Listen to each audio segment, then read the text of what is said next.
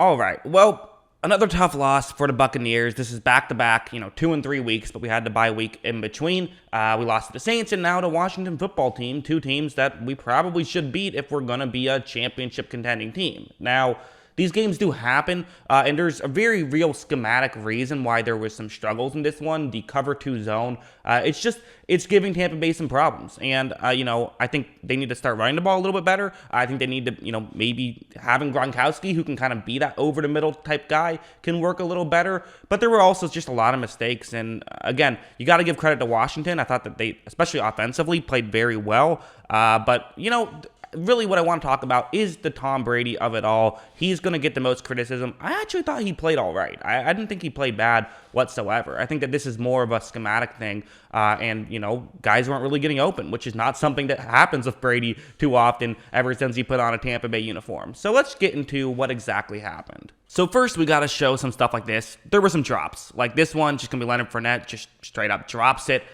This one is going to be a bad one where that's probably should have been a fumble, really. Ruled an interception, so that wasn't great. This one's going to be another one. Really well-thrown ball, actually, but Godwin can't hang on. And this one kind of, this is a tough play for Bernard. Can't blame him too much, but it was a drop. So, there were a couple of drops. That's absolutely something that is fair to say and did hurt this Tampa Bay Buccaneers offense to some degree. But also there was some stuff like this where I think this is a good example of not every drop is on the receiver necessarily, or halfback in this case, because there were some, plays where, like, let's just say if Mike Evans was the halfback, he would have made the catch, right? That kind of stuff where it could have been caught.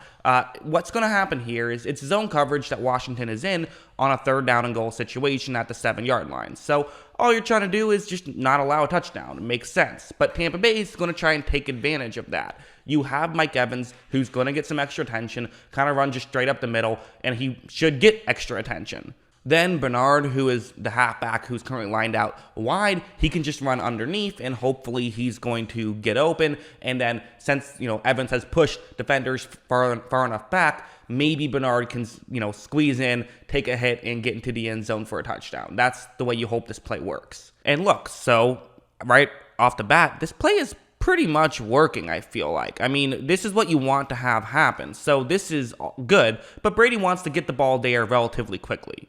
Brady throws just a rocket, though, and it isn't caught, and I do feel like he put a bit too much on it. I know no one ever blames a drop like that on the player who's making the catch. The argument is always, well, hey, you're paid to, be an NFL player who has to catch the ball. You're supposed to be a pass-catching halfback. You have to make that catch. But those are ones that guys drop from time to time. I mean, the harder it is, the more difficult it is to catch. I mean, just think about it. Why did Bernard not make the grab? Because he couldn't get his hands up in time. So that's what happened. A little bit fluky. If you want to blame it on Bernard, you can, but I actually put more of that on Brady. Let's go over to this interception now. We already showed the first interception of the game, which was really, he did nothing wrong there. This one, I think this is just a miscommunication. It's hard to tell exactly. We won't know until we have the All-22, and even then, we might not know unless they say it in the post-game press conference after the game. But here's what I think happened, is Evans is running a route over the middle against zone coverage. This is a good route against zone coverage in general, but with this being a cover 3 zone blitz, the gaps are going to be wider. And one thing that's worth noting is what Tampa Bay loves to do, the Bruce Arians system, part of why it creates so many turnovers, is there's a lot of option routes, meaning the receiver is also reading the coverage, and if it's one coverage, he does one thing. If it's a different coverage, he does something else. But what I think makes this a little bit interesting is because it is a cover 3 zone, but it's a cover 3 zone blitz. So it's kind of, over the middle of the field, it looks like it's going to be quarters coverage because there's just 3 players covering the middle of the field.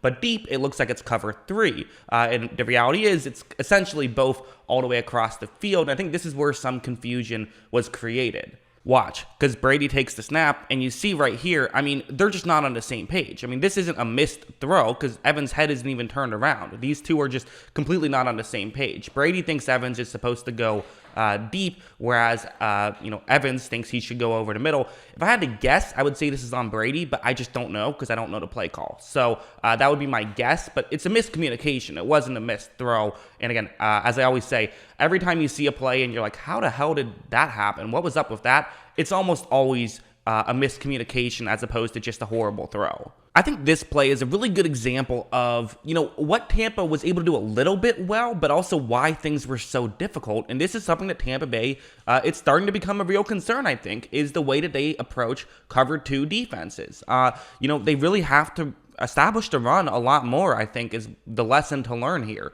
Because there's two safeties that are further deep, and this is just what teams are doing against Tampa Bay right now, is they're playing two safety deep coverages. This is what the Saints have done consistently against Tampa Bay, and what they've had success with consistently against Tampa Bay. Brady's going to end up throwing a quick pass to Godwin, and they actually pick up a decent amount of yards right here. It's a good screen pass, but that's just a good example of what Tampa Bay has to do, is they can't throw up these, 50-50 balls to Mike Evans, because those don't really exist. The teams are going out of their way to take away one-on-one matchups down the field as much as they can, and it's clearly working against Tampa Bay to at least some degree. I thought this play was really fun.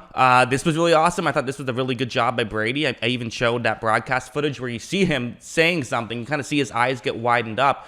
Basically what happens is Brady just reads this coverage. He reads what's going on. This is going to be really, I think this is the only time I saw Mike Evans without a double team. This is the only play of the game that I can think of that I saw him without a double team up until this point, where what's going to happen is that it's a cover 3 zone, but it's set up as though it could be a quarters coverage play or a cover 2 zone, meaning there's two safeties deep. The safety I've circled in white, that's really the key guy here. It is a disguise. Washington's not showing exactly that it's going to be a cover 3, but he's a little bit further in than maybe you would like to really help sell this disguise, and Brady just notices that stuff. So this is kind of one of those things where you could sit here and say, it's kind of just, a receiver getting wide open. I mean, watch Mike Evans, the defender didn't love the contact that was made. To me, I think that's fine contact. I mean, you're at the 1 yard line, you're allowed to make contact there. I didn't have an issue with that. But I'm a biased Buccaneers fan. Maybe that my bias is coming into play even when I try to not let it.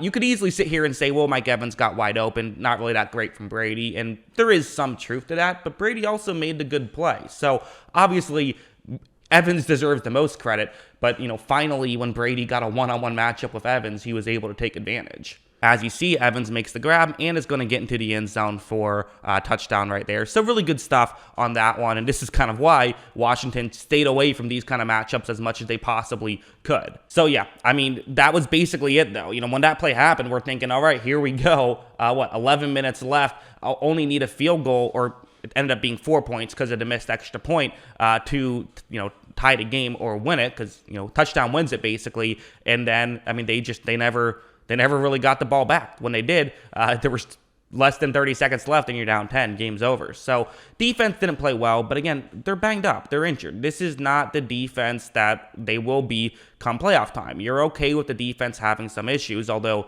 Vita Vea now is hurt. That's not good. That's another tough blow to this already banged up team. But, that's kind of also football, right? Tampa Bay got lucky last year with kind of everyone getting healthy towards the end of the season. A little bit of injuries. Winfield missed the NFC Championship game. You had, Antonio Brown also missed the NFC Championship game. But, for the most part, especially in the Super Bowl, everyone was healthy. So it's just one of those tough losses. But am I concerned? A little bit. I would say I'm a little bit concerned. On this panic scale of winning a championship 1 to 10, I'm maybe a 4 after this loss. They need to pick it up. They need to figure out ways to attack that cover 2 zone and 2 safety deep coverages, because they never got, I don't think they got in a single explosive play other than the Mike Evans play, which was not against 2 safety deep. So they got to figure that out. That's what I think. What do you guys think? Let me know in the comments below. Always love hearing from you. And of course, as always, thanks for watching.